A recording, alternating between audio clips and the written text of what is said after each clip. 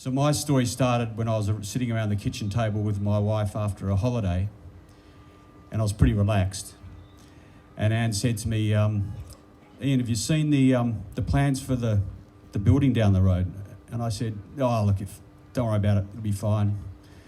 What could possibly go wrong? It's, I had trust in the government and things would be okay. After she beat me around the head, I had a look at the plans and it hit me in the face like a bat. It was egregious. And then I started to work out that actually this isn't just about me in Nedlands, it's about my neighbours in Nedlands. And then you scratch the surface and it's across the whole of Perth.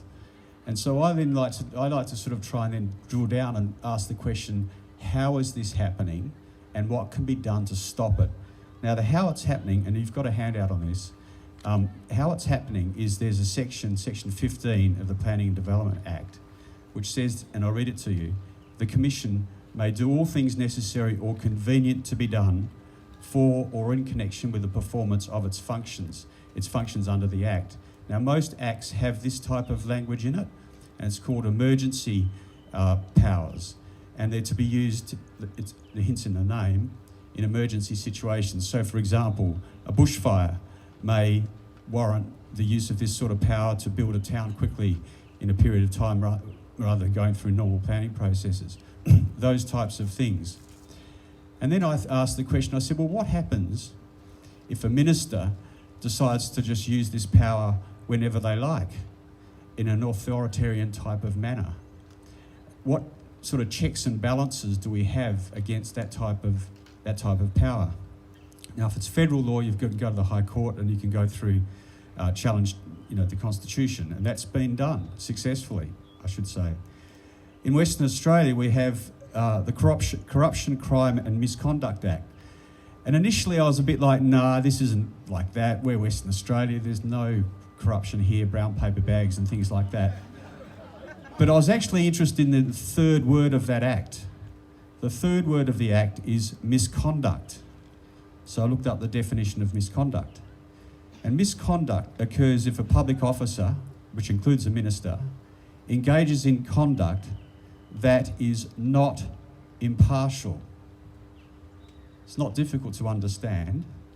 If a minister engages in conduct that is not impartial, that's considered serious misconduct, and the only body that is able to investigate that is the CCC, the Commissioner. So this is, we've heard about the minister, possibly, and I want to be very, very clear here. I'm not making any accusations at all. All I'm doing is asking a question. Has the minister acted in an impartial manner with all of these decisions we've heard about? And I don't know the answer to that question because we haven't got the details. We haven't got the emails. We haven't got the meeting notes, all of the things that have gone leading up to that decision. But I would like the CCC to ask those questions. In what circumstances does the minister exercise her discretion? What were the criteria she looked at in exercising her discretion? And did she exercise her discretion on an impartial manner? If she hasn't, then I think that might be abuse of power.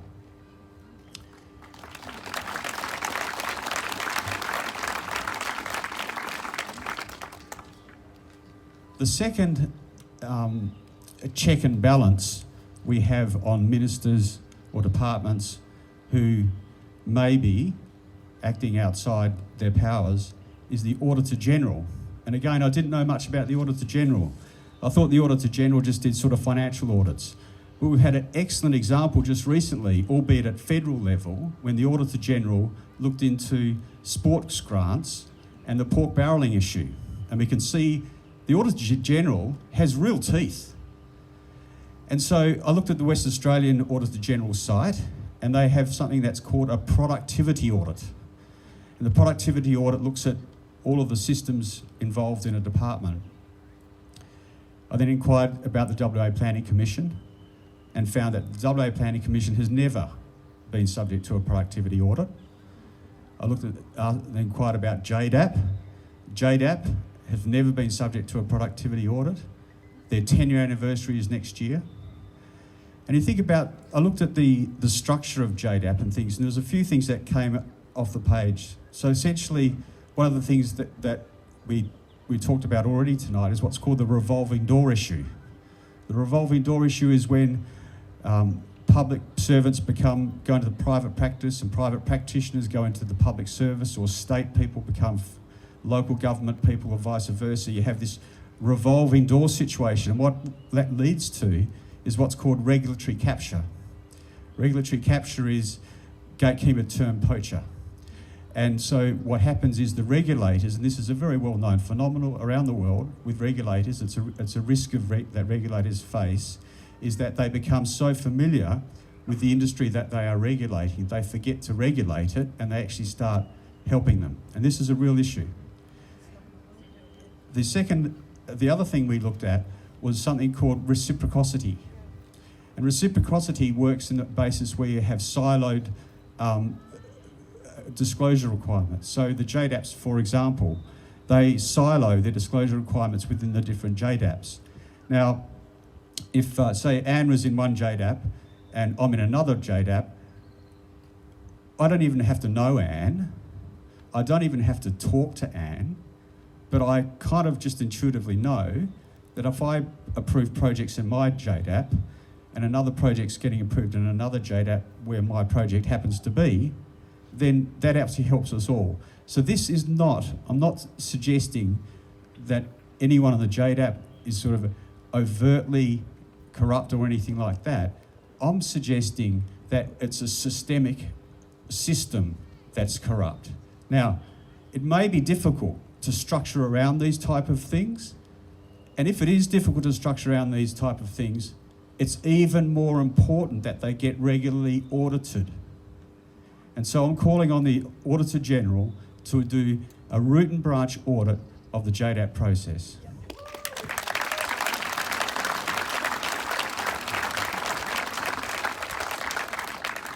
Now, the other thing, two other things I want to talk about, is the motivation of the minister. And we've heard some people suggest things around, hitting soft targets, perhaps politically, and that type of thing. I don't necessarily buy into that so much. I think the motivations are much clearer to see. And in fact, the minister has said it herself, it's about jobs.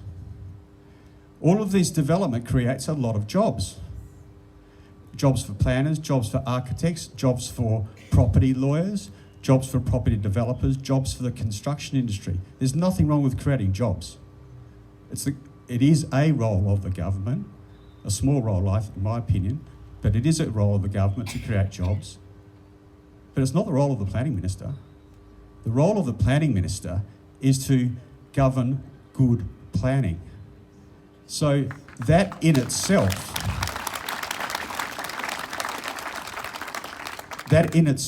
I think, and she's on public record of saying that it's about creating jobs, I think points that it may be some of her decisions have not been made impartially.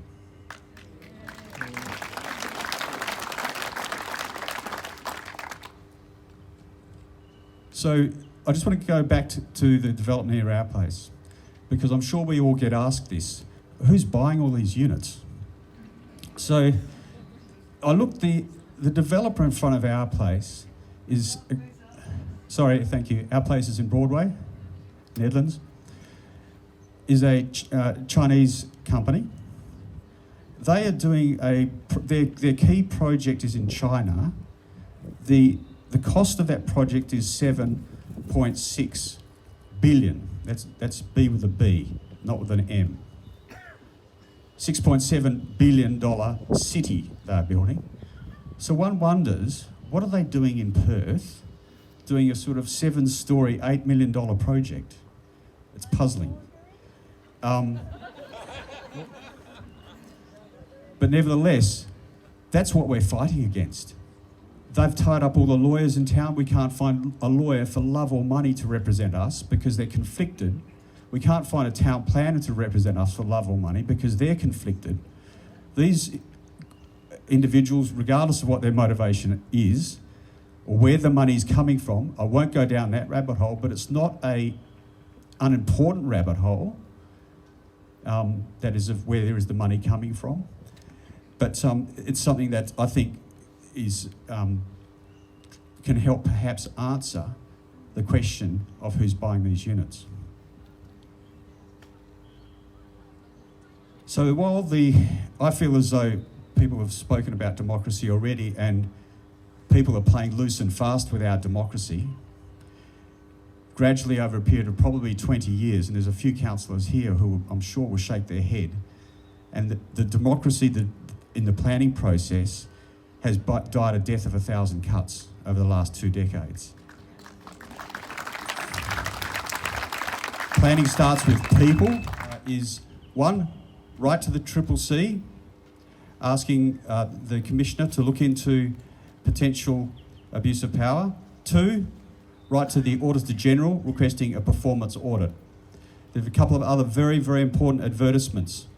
Is the Save Perth Hills people, who I didn't know about until we got in contact with each other just recently, have got a protest rally on the 15th of March. I haven't been up to the hills for a while, so I'm definitely going to be up there.